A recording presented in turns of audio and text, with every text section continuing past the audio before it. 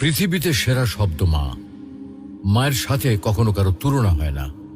পাহাড় সমান ব্যথা বুকের মধ্যে চাপা দিয়ে হাসি মুখে মা আমাকে কোলে তুলে নিয়েছেন। আমি যখন মায়ের গর্ভে আসি, প্রথম 4 ও 5 মাস আস্তে আস্তে বড় হতে থাকি।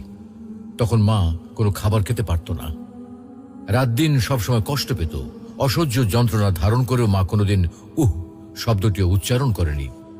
পরে 4 মাস যখন বড় হতে থাকি, তখন মায়ের পেটে আস্তে আস্তে নড়াচড়া করতে থাকি।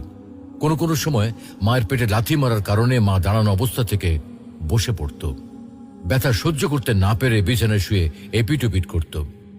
10 মাস পর যখন এই পৃথিবীতে আসার সময় হয়, তখন শুরু হয় মায়ের সীমাহীন কষ্ট আর ব্যথা।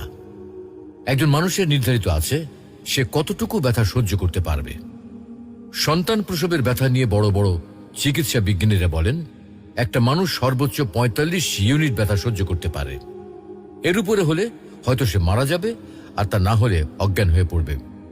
যখন মা আমাকে প্রসব করে, তখন তার ব্যথা হয় 60 ইউনিটের মতো, যা আমাদের দেহের 206টি হাড়ের মধ্যে 20টি হাড় একসাথে ভেঙে গেলে যে ব্যথা অনুভূত হয়।